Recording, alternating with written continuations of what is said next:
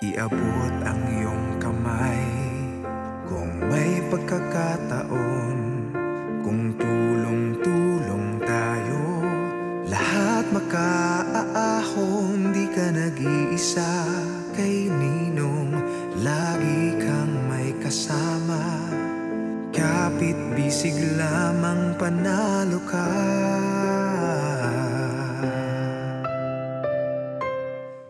Ito ang ating misyon. Parating ang ating kapwa Pilipino mula sa 3 isla sa lahat ng probinsya sa bawat rehiyon. Gawing moderno ang isang tradisyonal na kultura na may diwa at mensahe ng pagtutulungan at pagkakaisa.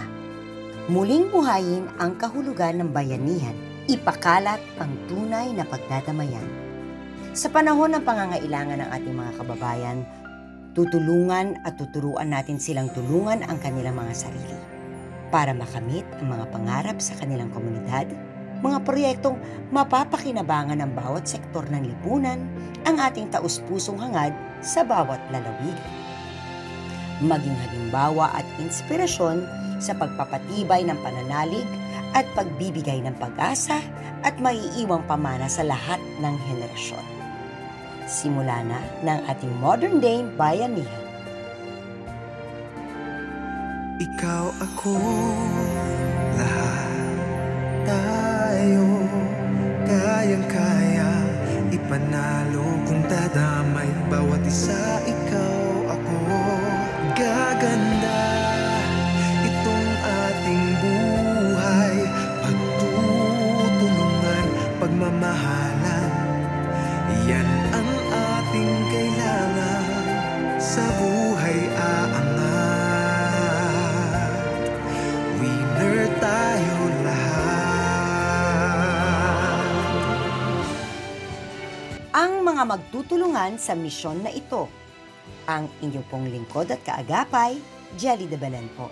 Ako ang makakasama niyo mula sa studio para simulan ang pagtalakay at paghimay sa mga kwentong ating makakalap. Sherilyn Reyes Tan. Pero sa gitna ng magagandang tanawin na ito, meron tayong mga kababayan na nagsastruggle para maitawid ang kanilang pang-araw-araw na buhay. Patricia Tumulak. Nakakalungkot dahil nakakaranas pa rin ng problema sa kabuhayan ang ilan nating mga kababayan dito. Sila naman ang iikot sa bawat probinsya ng Luzon, Visayas at Mindanao upang kamustahin at damayan ang ating kapwa Filipino. Sasamahan din tayo ng mga eksperto na magbabahagi ng kanilang kaalaman sa bawat issue. At si Manoy Wilbert T. Lee, siya ang mangunguna sa ating panel of experts sa desisyon upang resolbahin at aksyonan ang mga problema at pagsubok ng ating mga kababayan. Nakaka-overwhelm. Ito yung gusto natin. Tulungan natin sila. Nakakagawa tayo ng difference sa buhay ng mga tao. Good morning mga kapuso! Good morning Manoy! Good morning, Jelly. Good morning, mga kapuso. Nakakabilib na kwento ng dalawang komunidad na nagsisikap at nagtutulungan ang mapapanood natin ngayong linggo. Uy, maganda yung teaser na yan ha. Ano ba ang kwento dyan, Manoy? Well, alamin natin ngayong linggo kung ano ang naging misyon ni Pat. Pat, ano nga ba ang kwentong tinutukan mo para sa ating mga viewers? Manoy, Jelly, dahil tag-ulan na, isa sa mga public health alert ang panganib sa dengue. Alam naman natin na delikado ang matamaan ng dengue at mahalaga na panatilihing malinis ang kapaligiran. Ang kwento ng isang komunidad dito po sa Barangay San Agustin sa Malabon na nilalabanan ng pagkalat ng dengue ang ating tinutukan ngayong linggo. Salamat, Pat. At ngayon, si Andrea naman ang maghahatid sa atin ng susunod na kwento. Andrea! Jelly, Manoy, kwento naman ng mga selfless animal lover ang aasahan ng ating mga suki dito sa Si Manoy ang ninong ko sa pagpunta ko sa Mabitac, Laguna. Isa kasing animal shelter dito ang sobrang nangangailangan ngayon ng tulong para patuloy nilang maalagaan ang mga kinupkup nilang aso at pusa. Back to you. Good. Pat and Andrea, puntahan nyo na ito at simulan na natin agad ang misyon. Nag-7 plate yung kanyang platelet. So, bilang ina, nag-aalala ka kasi ang dengue kasi once na below 30 ang platelet, medyo crucial na siya. Sabi ko, Lord, kung oras niya na, why not? Pero sana po, wag naman.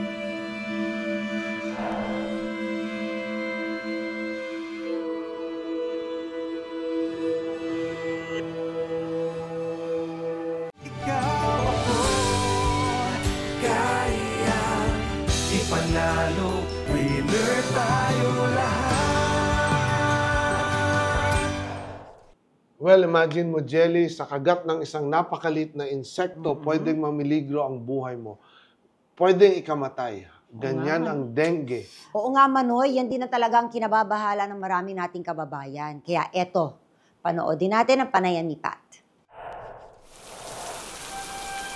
Sa tuwing dumarating ang tag-ulan, pangkaraniwan na sa lansangan sa ating bansa ang pagbaha. Maradong estero, maruruming kanal, at mga ilog na may tambak na basura. Mga larawang tila hindi na gaanong nakakabahala sa ating mga mata. Bukod sa hindi ito kaaya-aya sa paningin, ang tunay na problema ay ang sakit na maaaring maidulot ng maruming kapaligiran.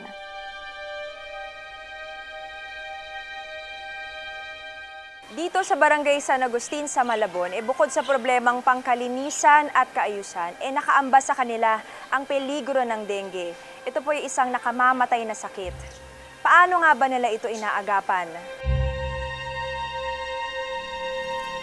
Mga kapuso, kasama po natin si Kap Rolando Lau. Magandang araw po, Kap. Kamusta? Magandang araw din po. Kamusta po ba yung dami ng mga kabarangay po natin na nagkakasakit dahil sa dengue? Tsaka ano po ba yung dahilan nito? Sa dami, hindi naman ganun pero isa sa nagiging dahilan natin is yung urbanisasyon. Sa dami ng tao, lalo na ang mga ISF na mga squatter, talagang nagsulputan dito sa aming lugar. At ganun din yung pagpapalit ng klima na dati ngayon tag-ulan na, nakaraan tag-init. At yung pagbaba ng mga pagkontrol sa lamok at yung kakulangan natin sa edukasyon. So paano po ba nilalabanan ng barangay yung panganib po ng dengue? Nilalabanan natin ng dengue sa pamamagitan ng information, education, campaign, ang clean-up drives, yan ang mga natin. Yung larviciding and fogging operation, isa sa nagiging magandang panlaban din yun. At ang monitoring surveillance natin. Pero ano po bang kinakaharap ng barangay niyo po, Kap, para maisagawa po yung mga programa sa pagsugpo po ng lumalaganap po na dami ng lamok o yung dengue po mismo? Ang kinaharap ng problema ng barangay, unang-una siguro yung kakulangan sa pondo, kakulangan sa kagamitan, kakulangan sa manpower. Ang pinakaano is disiplina ng bawat isa. So paano po ba, Kap, nakakasiguro na nakikipagtulungan po ang mga kabarangay o mga residente po dito para mabawasan po o maialis yung sakit po ng dengue? Ang pakikipagtulungan ng ating mga kabarangay, yung regular na information, community engagement, hikayatin natin sila na makipagtulungan sa barangay upang itong problema na ito ay masolusyonan. Ang dengue ay nakukuha mula sa mga nakatiwangwang na tubig na pinangingitlugan ng mga lamok na may bitbit na virus na ito. Ang sakit na ito ay kapag hindi naagapan ay maaaring magdulot ng delikadong epekto sa tatamaan nito, lalo na sa kabataan. Kagaya na lang sa nangyari sa anak ni Nanay Rosalie. Kailan po ba nagkaroon ng dengue yung anak niyo po? Itong February 5 lang. Ngayong taon lang? Itong taon lang. Saan po ba ito nakuha yung sakit niyo? Hindi ko lang din masabi kung sa school or dito. Kasi dito kasi nagkaroon siya ng dengue case. Halos buong compound na to nagkaroon siya ng dengue. Lahat sabay-sabay na nagkaroon ng dengue. Paano niyo po ba nalaman na may dengue ang anak niyo? Ano po yung mga sintomas ng anak niyo? Yun po, kasi yung sa paglalagnat niya, pag pinainom ko ng paracetamol, mga ilang oras lang, wala na. Nung time na nagka-dengue siya, magdamag ko na siya pinainom pero hindi nawawala yung lagnat. Ilang araw po yun? 2 days. Bago niyo po pinadala sa ospital? Mabot din po ng mga 7 to 9 days din po. Tagal din. Ano po yung mga naramdaman ng anak mo? Nung naramdaman niya lang po, puro lagnat. Pero nung pagdating po ng 5 days, na huling, yung kukuha na po siya ng dugo, doon po siya sumuka sa hospital. Tapos sumakit po yung tiyan Sumuka niya. po ng ano? Sumuka lang po siya, tapos bigla po sumakit yung tiyan niya. Kaya sinabi na po ng hospital na kailangan daw pong i-confine. Nay, dahil nga po nagkasakit ng dengue po yung anak niya na si Christian, ano pong nararamdaman mo? Nung dinadengue po siya, natakot kasi sabi nila hindi daw aabot ng 24 oras pag bumaba yung dugo niya na puting dugo, pwede daw mawala, ganun.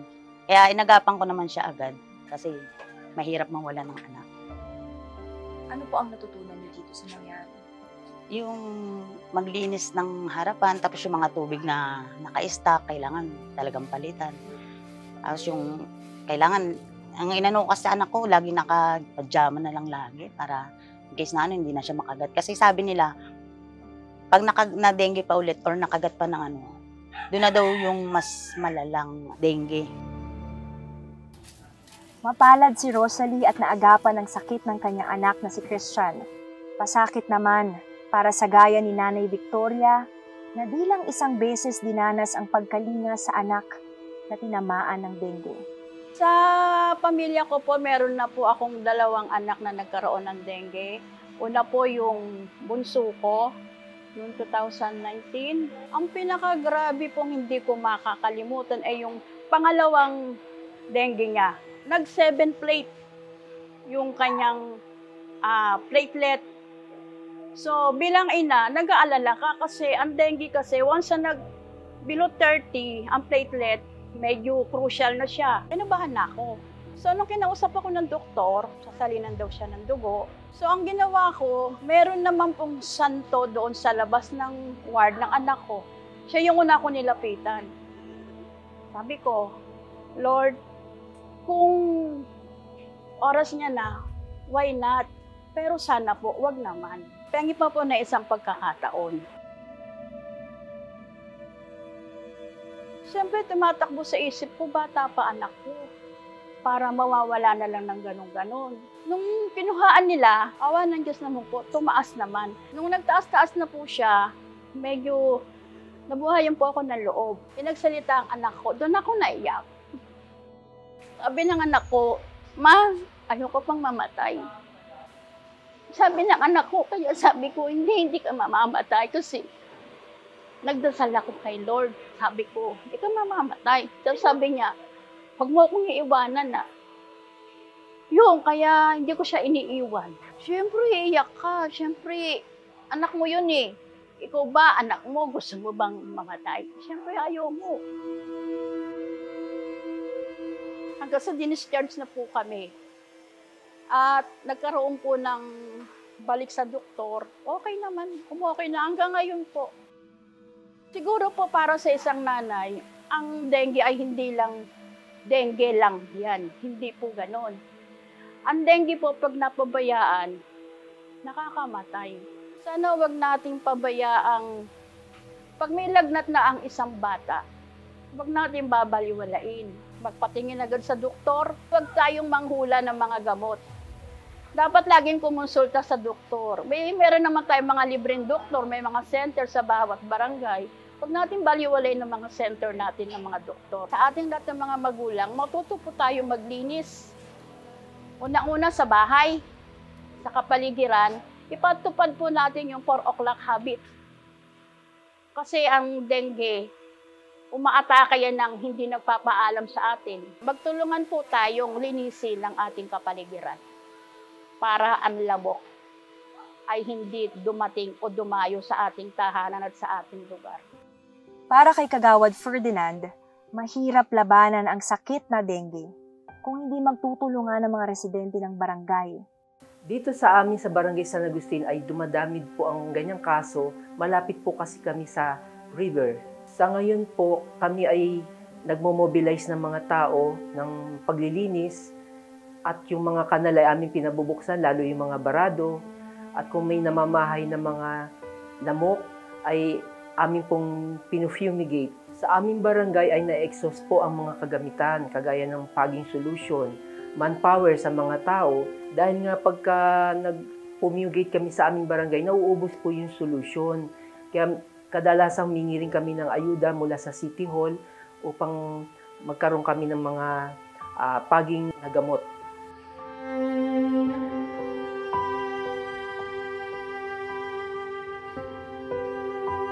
Isang mapanganib po na sakit ang dengue, pero maaari po natin itong maiwasan. Basta't simulan po natin ito sa tirahan at bakuran ang paglilinis ng kapaligiran. Pero paano nga ba natin matutulungan ang problema sa dengue dito sa Barangay San Agustin? Balik po muna sa inyo, Manoy at Jelly. Manoy, may nakausap akong health expert at sinabi niya sa akin kung paano natin talagang maiiwasan ang dengue. Eto, panoorin ninyo. Kasama natin ngayon si Dr. Albert Domingo, Assistant Secretary ng Department of Health. Hello, welcome sa Si Manoy ang ninong ko. Hi, good morning, magandang umaga, and nice to be with you. Yes.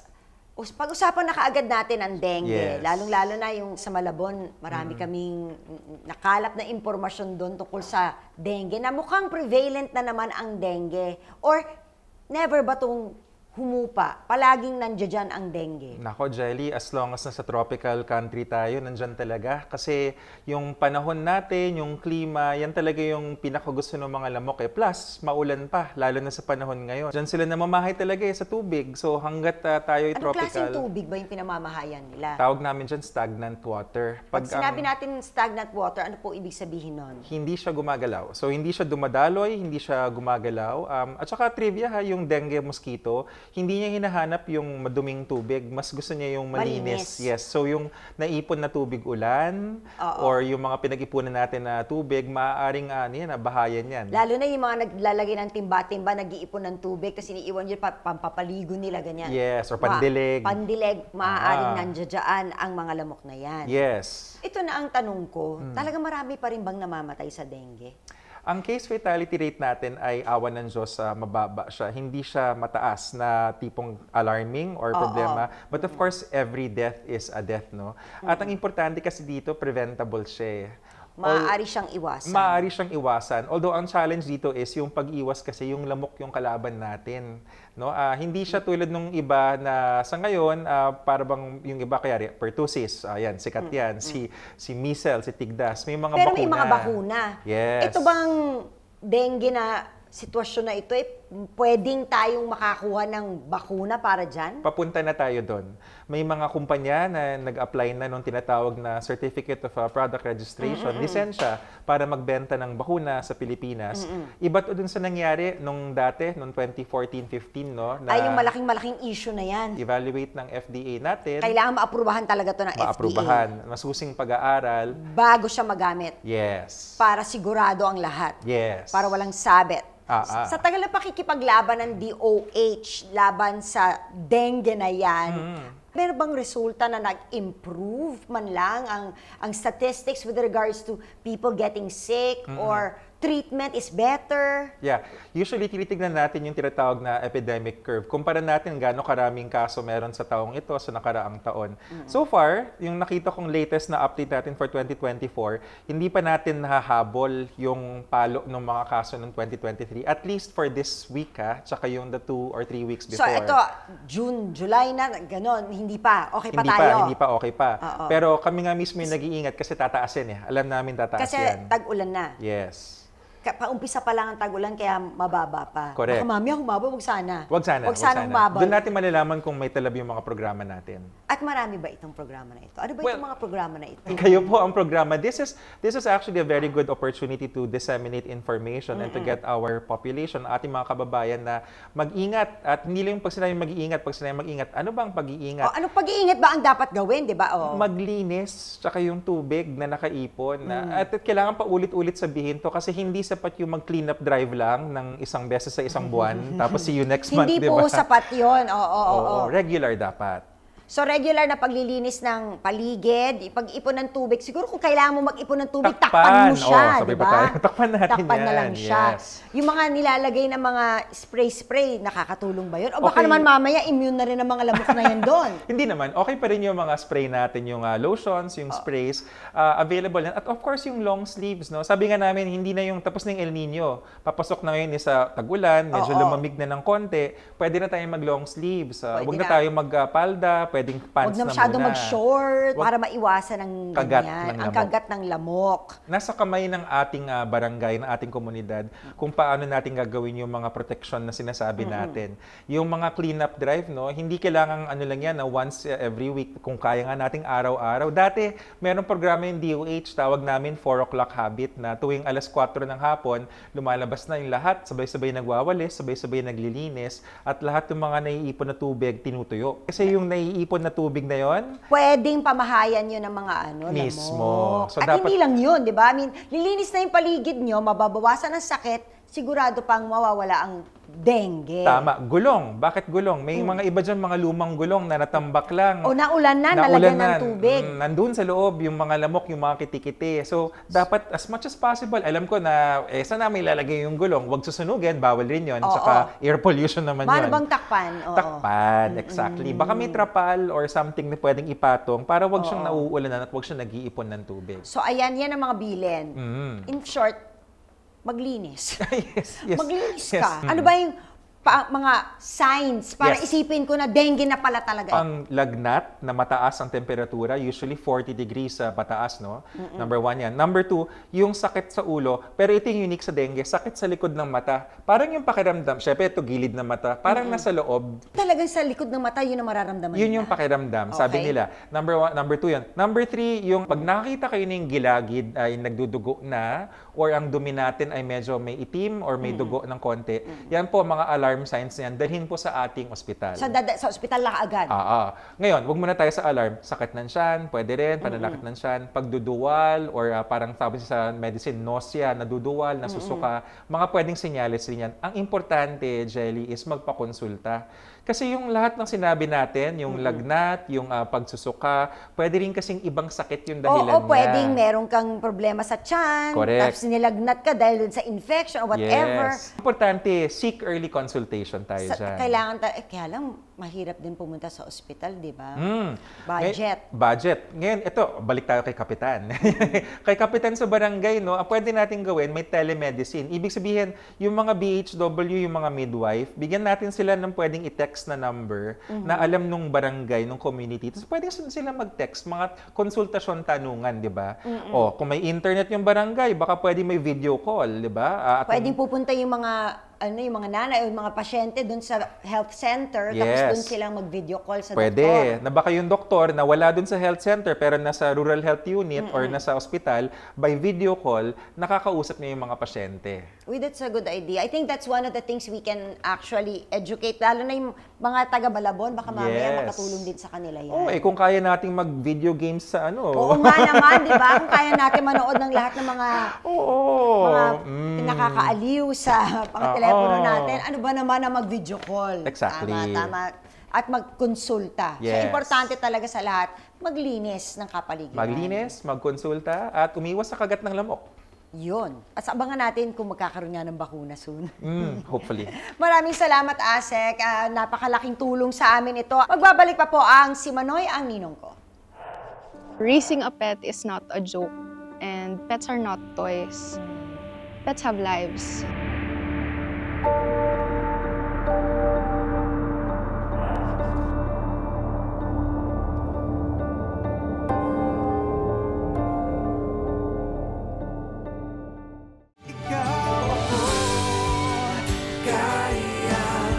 Ipanalo, winner tayo lahat. Jelly, mahilig ka ba sa pag-aalaga ng aso? 101% yes ako dyan, Manoy. Kaya excited nga ako sa kwento ni Andrea. Ano nga ba ang natuklasan ni Andrea dito sa ating kwento sa Mabitac, Laguna? Ito, panoorin natin. Maganda umaga mga kapuso. Ngayong linggo, bibisitahin natin ang isa sa 5 probinsyang bumubuo sa Calabarzon, ang Laguna.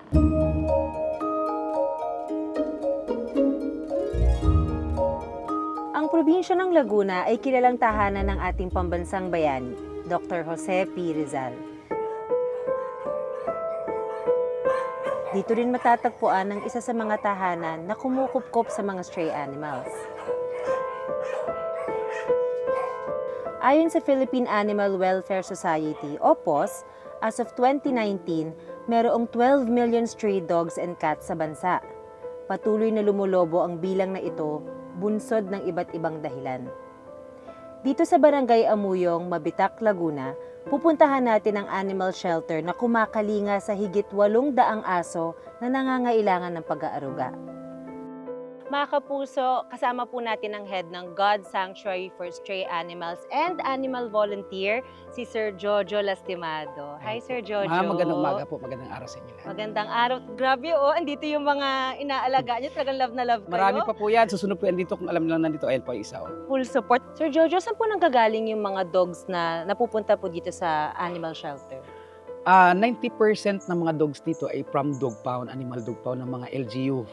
No, yung 8% is galing sa streets. Yung 2% is surrendered. Paano niyo po nasimulan tong sanctuary na ito? Actually po, wala po siya sa plano actually. Kasi dati nagwo-work po ako. Then member ako ng isang chat group ng animal advocate. No? So every sahod ko nagdo-donate lang ako. Until one time may aso na sagasaan doon sa lugar namin sa Taytay. So ako yung malapit, ako yung nag-rescue. Mula noon, every weekend nagre-rescue na ako until na umabot ng 100 plus yung dog ko sa loob ng bahay. So nareklamo ko sa barangay, na munisipyo na ako lahat-lahat.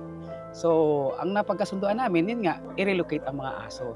That is why natayo ang God Sanctuary. Ano po ba yung feeling kapag nakaka-adapt kayo or nakaka-rescue kayo ng animal? For me kasi, it's a fulfillment din sa buhay ko. Parang advocacy ko na kasi yun. So parang sa akin, sobrang saya ko na once may isang aso ako mailigtas. How much more kung marami. Okay. Parang fulfillment na sa buhay ko. Okay lang, wala kaming anak mag-asawa. At least, marami akong anak ng mga aso. Oo nga, binless kayo ng napakaraming Sobra aso. po. Pero ilan na po ba sila ngayon? Currently, 826 na po. 826? Opo. Yung pusa is 42. Sir, bilang isang animal volunteer and sa lahat ng pinagdaanan nyo, ano po yung nag-uudyok sa inyo na ipagpatuloy ito? From the start kasi, dog lover na talaga ako. It's because I am adopted child din kasi. So, nakatira kami sa isang bundoking lugar sa Bohol, no? So, my tatay was, yung nag-adapt sa akin is 105 years old. Hindi na makakita. One day, naglalakad-lakad siya sa mga nyuga namin. Kasama yung aso namin, ang pangalan ay si Kumbate. And then, gabi na, wala pa rin siya. So, ang aso, parot pa rito. Then, sabi ng iba namin, sundan niyo yung aso niyo, baka nakahuli ng ibon or bayawak, baka Di sinundan namin. Then, to find out, nandun si tatay nahulog sa bangin. Mula noon, tinanaw ko na ng utang na loob sa aso, yung ganun. Iba-iba po talaga yung loyalty ng aso and yung pagmamahal nila very pure din. Kung di dahil sa aso na yun, patay na automatic yung tatay ko. Hi! Nasaan ka? Ha?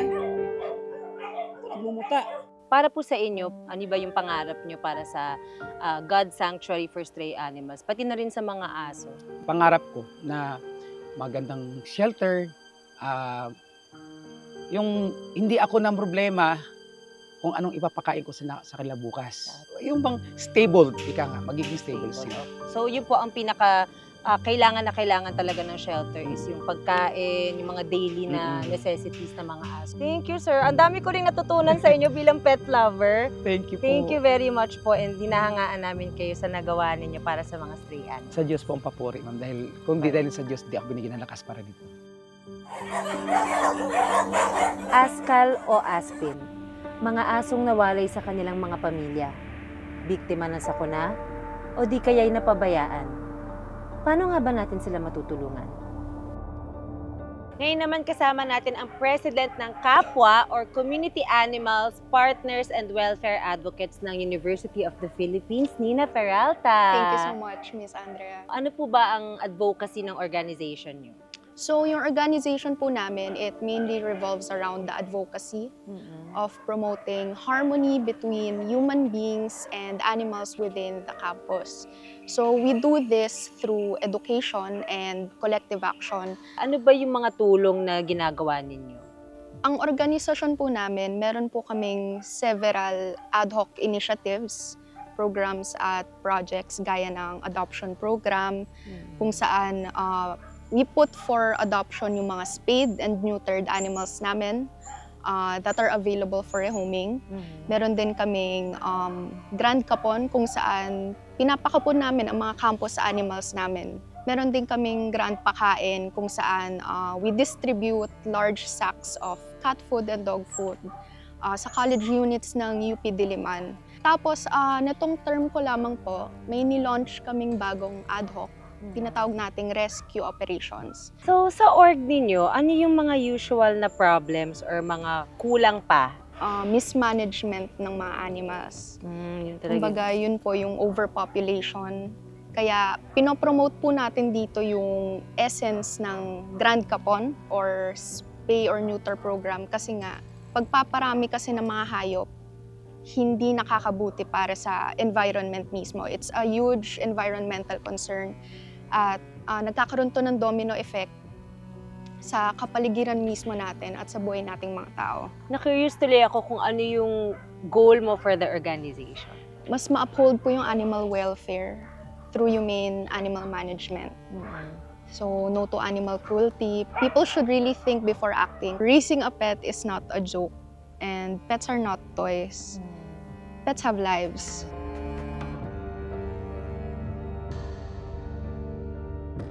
Thank you for being a voice sa mga animals. Ako ay appreciate it bilang isang tao na sobrang mahilig din sa pet. Thank you for sharing your stories. Pagmamahal at pag-aaruga. Yan ang kailangan ng mga aspin. Isang permanenteng tahanan at pamilya na kukupkop at mag-aalaga sa kanila. Ako nga pala si Merly Recla at ito po yung aking alaga na si Tagpi. At ang tawag namin sa kanya ngayon ay si Nuni at naampun ko po siya sa God Sanctuary. Dati po akong OFW, single mom ako at may isang anak. Meron po ako unang aso na namatay. Tapos, parang nangulila po ako. So, naghahanap ako ng ibang aso. Ang kalagayan niya noon, may sakit siya. Maraming sugat-sugat, tapos wala siyang balahibo. So, after 2 weeks noon, dinala ko siya sa vet. Ngayon, nalaman ko doon na meron pala siyang blood parasite. So, matinding gamutan yun. So, hanggang nakumpleto namin yung vaccine niya, so, naging okay na yung kanyang pangangatawan. Isa sa challenges na hinarap ko ngayon ay yung napaalis kami sa dati naming tinirhan dahil ayaw po ng may-ari ng mga alaga kong aso at pusa. Nagkawalay kami ni Tagpi ng 2 months dahil pinapaalis mo na siya ng may-ari doon. So, no choice po ako kundi tinawagan ko si Sir Jojo para ilagay ko muna siya doon for 2 months. Sa God Sanctuary. Napakahirap ng sitwasyon ko noon. Gabi-gabi ako umiiyak. Kasi si Sir Jojo nag-update siya na kunin mo na ulit yung alaga mo kasi napakahirap, hindi siya kumakain. Doon lang po siya sa kanto nag-aantay kasi inaantay niya yung pangako ko na babalikan at babalikan ko siya. Naging epekto sa pagkuha ko kay Nuni is yung nakakawala ng stress, naging masaya ako. Sobrang bait kasi siya kaya parang turing din niya sa akin, nanay niya ako, bahagi na siya ng pamilya at pangalawang baby ko siya.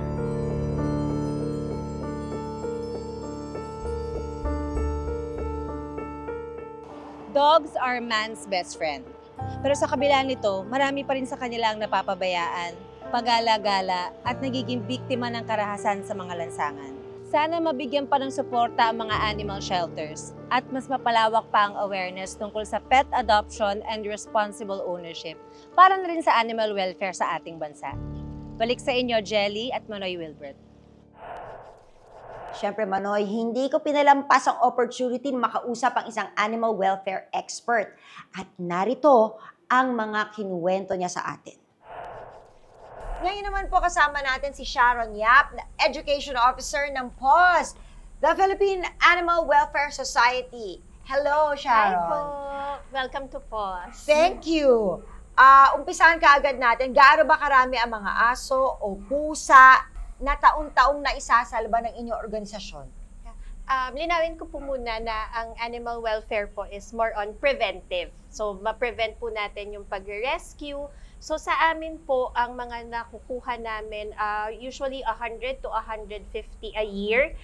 Sila po yung mga na-rescue namin from cruelty and neglect, wherein nagsampa po kami ng kaso laban against sa animal offenders. I'm sure aware din kayo sa lahat ng mga animal shelters na meron din naman tayo dito sa city at saka kahit sa probinsya. Sa kanila ba, alam nyo rin more or less kung gaano kadami silang nakukuha mga animals?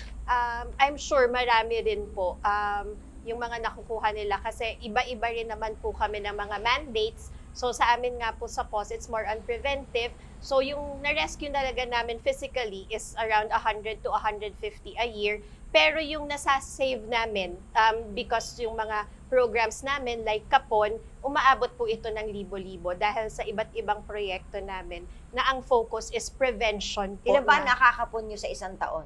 More or Last less? year po, more or less, nasa 7,000, 7 to 8,000 po. Ang galing nun.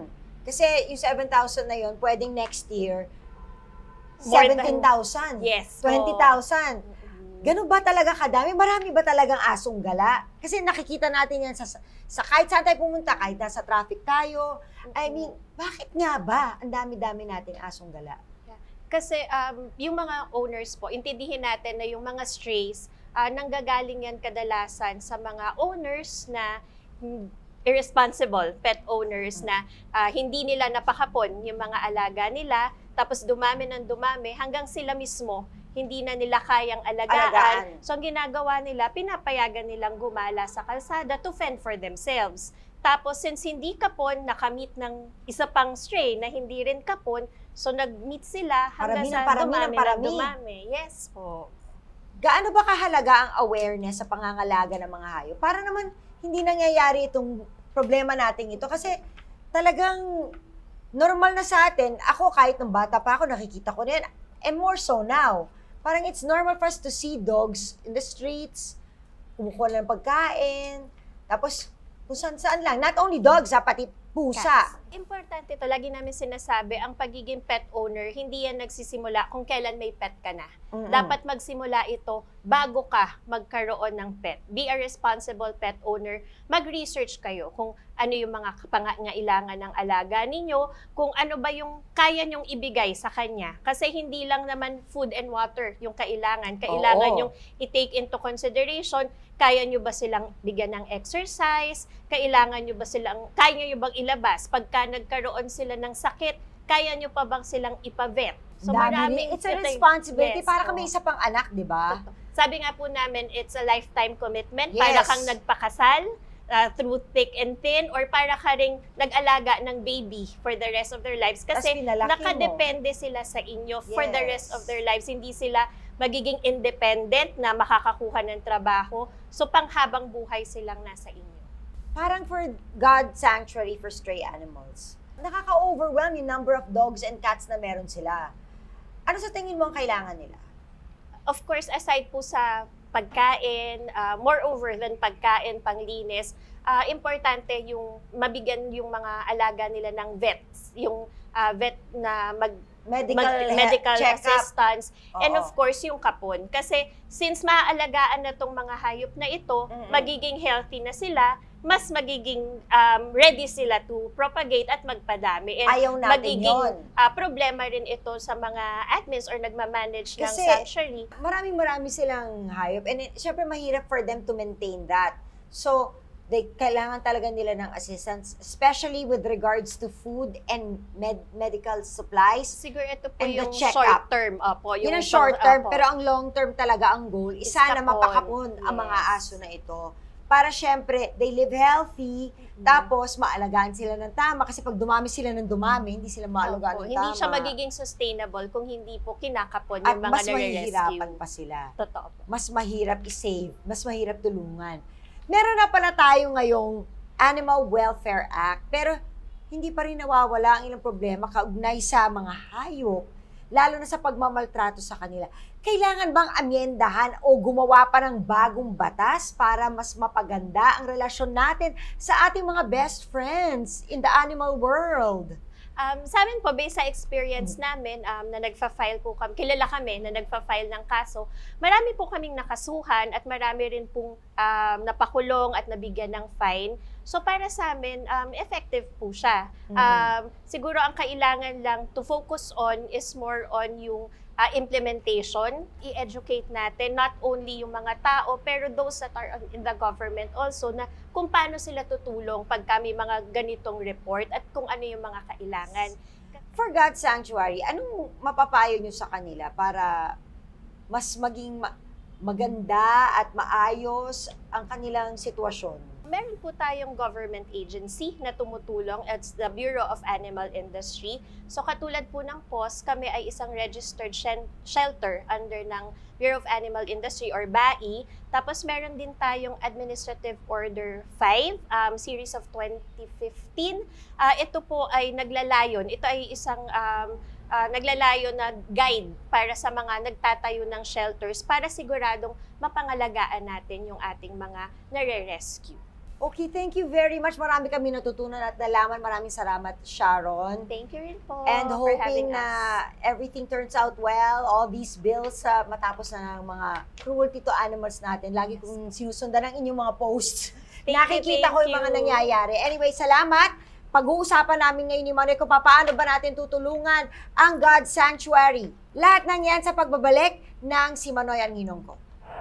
Saludo po ako sa inyo dahil talagang sinusuportahan nyo ang inyong adhikain at tulong-tulong po tayong lahat. At dahil po dyan, merong munting handog ang programa po naming Si Manoy ang Ninong Ko para sa inyo. Ready na po ba kayo? Yay! Tara na, tara na!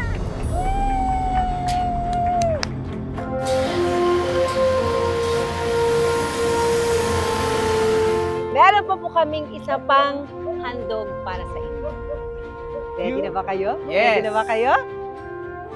Ito na, tara na! Let's go! Let's go!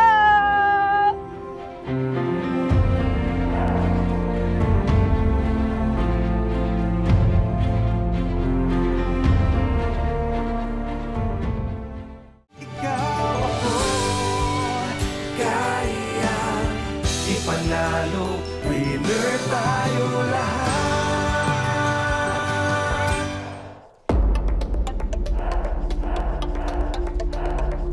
Maglinis, tsaka yung tubig na nakaipon, regular dapat. Kailangan ito, fogging. Ang barangay, madalas dapat gawin itong fogging na to.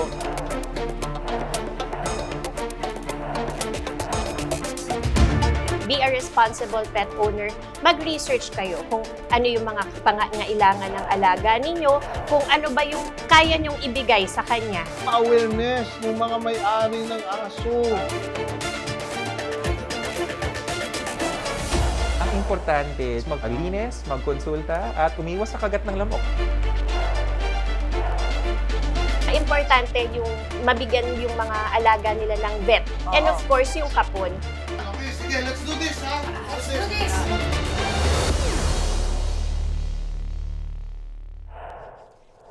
Jelly, sabi nga nila, ang ounce of prevention is worth a pound of cure.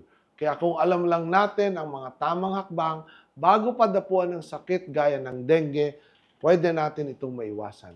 Alam po natin ang pagkakasakit ay isa sa mga pangamba ng ating mga kababayan. Natatakot silang lalong malubog sa utang at kahirapan dahil wala silang pambili ng gamot o pambayad sa ospital. Gusto nating mawala ang pangambang yan. Ang mga alagang hayop naman natin, gaya din nating mga tao, kailangan nila ng tama at sapat na pangangalaga. Pamilya na dapat ang turing natin sa kanila. Ako, for dad ako sa 10 aso. 10? 10, Wow. oo. Tama nga, yung isang nabasa ko. The purity of a person's heart can be quickly measured by how they regard animals. Wow, yes. Sa pagtutulungan po natin, marami sa mga aso o pusang gala ang maaari nating isalba. Kaya mula sa ating programang Si Manoy ang Ninong Ko, meron tayong kaunting regalo para sa mga komunidad na nakasama natin ngayon. Narito, panoorin natin. Mga kapuso, nandito pa rin po tayo sa San Agustin, sa Malabon. At pagkatapos po makipag-usap sa mga expert, pati na rin po sa talakayan nila Manoy at Jelly, may handa tayong sorpresa para po sa barangay. Kaya tara, sumali na po ako. Hello!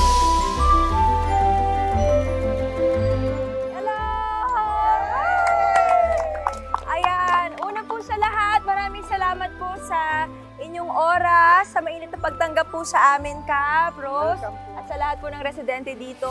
Maraming salamat po dahil nagsusumikap po kayo masugpo ang sakit na dengue po at talaga nagtutulungan po kayo para mapanatiling malinis ang kapaligiran. Importante po talaga yan na malinis ang kapaligiran po para maiwasan po ang pagkakaroon ng sakit ng dengue. At dahil po dyan, Saludo po ako sa inyo dahil talagang sinusuportahan nyo ang inyong adhikain at tulong-tulong po tayong lahat. At dahil po dyan, merong munting handog ang programa po naming Si Manoy ang Ninong Ko para sa inyo. Ready na po ba kayo? Yay! Tara na, tara na!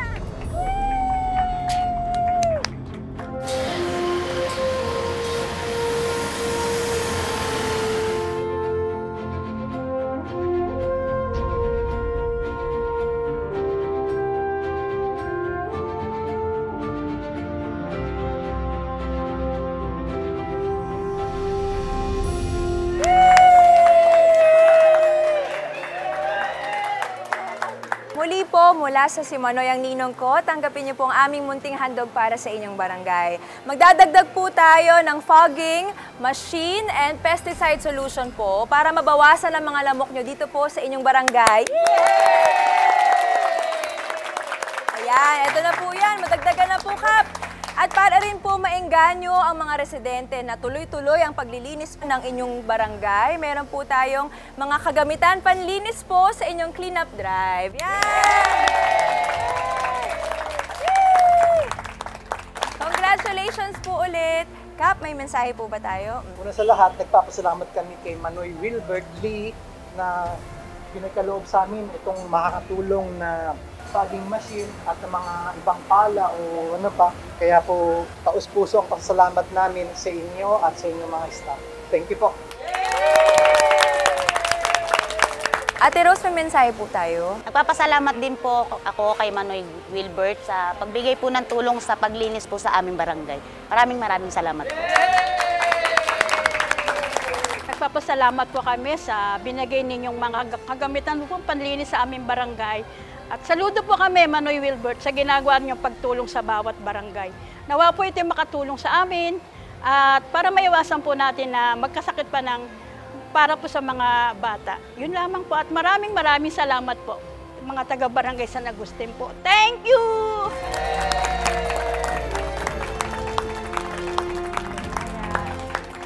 Ayan, maraming salamat at congratulations po ulit. Naway isa puso po natin na ang kalinisan ng kapaligiran po ay hindi lang po para maganda lang po siya tignan, kundi para rin po iyan sa inyong sarili, sa kapwa, sa pamilya, ang kalinisan po para maiwasan din po ang pagkakaroon ng sakit.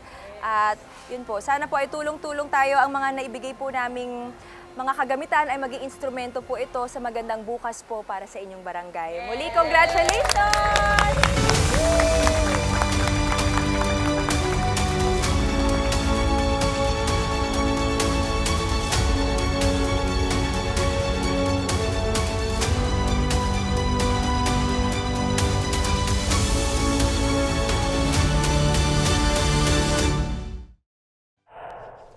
Nakakabilib talaga ang dedikasyon at puso dito sa God Sanctuary for Stray Animals sa mga inaalagaan nila dito sa shelter.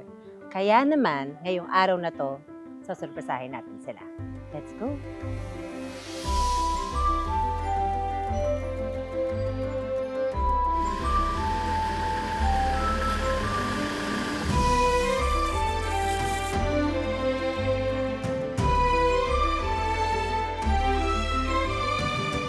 Unang-una sa lahat, maraming salamat po sa inyo sa pagbabahagi ninyo ng inyong kwento at initiatives para sa mga stray animals natin.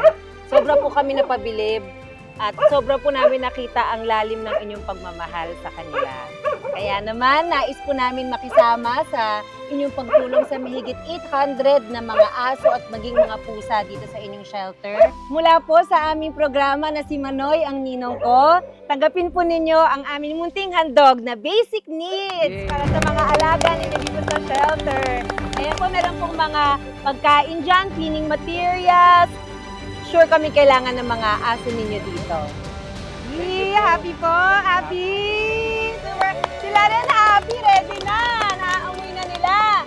Pero, hindi pa po dyan natatapos ang sorpresa namin. Meron pa po kaming isa pang handog para sa inyo. Ready na ba kayo? Yes! Ready na ba kayo? Ito na! Tara na! Let's go! Let's go!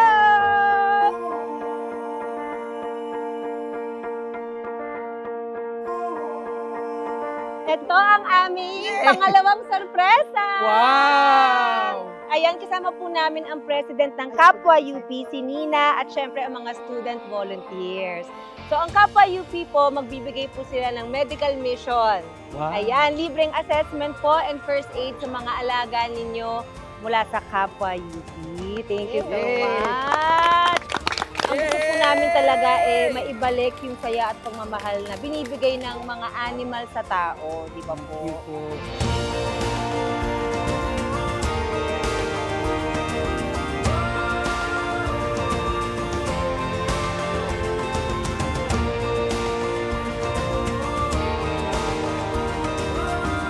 Ayan, Nina, anong gusto mong sabihin? Sobrang nagpapasalamat po ako sa inisyatibo na ito dahil marami po kaming natutulungan na miyembro ng mga komunidad at nakakatulong ito sa cause ng aming organization. Kayo naman po, Miss Merly, ano pong pakiramdam ninyo? Ako naman po ay masayang-masaya na nakakuha po ako ng aso dito sa shelter at maraming salamat po kay Manoy Wilbert Tilly na siya po ang isa sa nagsusupport dito po. Maraming salamat po. Maraming. Ang mga friends ng iyong pet, talagang makakakuha na ng kanilang nararapat na assessment at first aid. At syempre po, Sir Jojo. Ayan, wala pong mapagsidla ng aking kagalakan. Salamat po kay Manoy Wilbert. Grabe, sobrang laking pasalamat ko po sa inyo at napili niyo po kami na dalawin. Mga papasalubog kayo sa amin. Napakalaking tulong po ito. Hindi ko po masukat kung gaano kalaking kaligayahan ang naramdaman ko. Maraming salamat po kay Ninong Congressman Manoy Wilbert. Salamat po. Ang Diyos na pong bahalang magganti sa kabutihan yung ginawa niyo sa amin. Kasi kung ako wala akong kayang ibalik sa inyong kabutihan, kundi ang Diyos na po ang bahala. Salamat po. Amen. Yay! God bless you more din po sa inyong mga pagtulong. More blessings. Yes, more blessings. Hindi lamang tao ang nangangailangan ng pagmamahal at pagkalinga. Ang mga aspin o asong Pinoy, tulad natin, ay nangangailangan din ng proteksyon mula sa mga sakit, tamang nutrisyon at pag-aaruga. Isang ligtas, masaya at permanenteng tahanan ang kanilang kailangan. Naway patuloy tayong tumulong at sumuporta sa mga organisasyon na nagsisilbing tinig para sa mga stray animals sa buong bansa.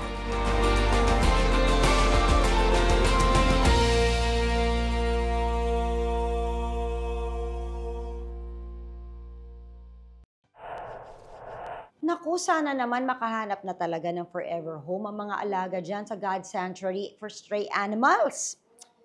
Huwag kayong bibitiw. Magbabalik pa ang Si Manoy ang ninong ko. Kaya ipanalo, winner tayo lahat. Ikaw ako, kaya ipanalo, winner tayo lahat. Ang sarap talaga ng feeling, Manoy, kapag mission accomplished tayo dahil meron tayong mga napapasayang mga nilalang. Hindi lang tao yan, ha? Pati na rin mga pets. Especially dun sa kwento natin tungkol sa stray animals. Oo nga, Jelly, dahil yan sa dedikasyon at pagtutulungan natin sa paghahanap ng agarang solusyon sa nakikita nating mga hamon at problema. Ikaw, ako, tayong lahat, makakamit natin ang isang ligtas, malusog, may puso at may hustisyang lipunan basta tayo ay nagdadamayan at nagmamalasakit sa isa't isa. Filipinos deserve better, so we must demand more. Lagi po nating patunayan, anumang problema at pagsubok, kayang-kayang solusyonan at lampasan hanggang maging winner tayo lahat. Tama! Natapos na naman ang isang makabuluhang oras ng kwentuhan at inspirasyon para ipagpatuloy natin ang diwa ng bayanihan. Salamat mga kapuso, magkita-kita tayo ulit next week. Bye! Lahat tayo ay posibleng may magawa. Kung magtutulungan, lahat may mapapala.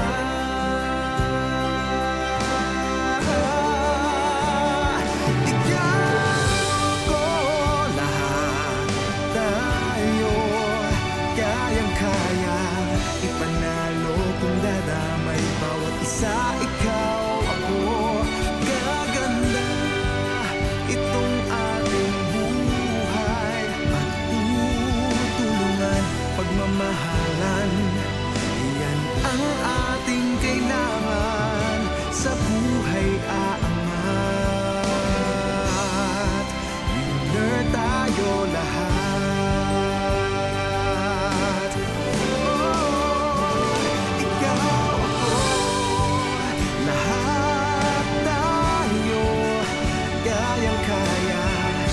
manalo kung dadamay bawat isa ikaw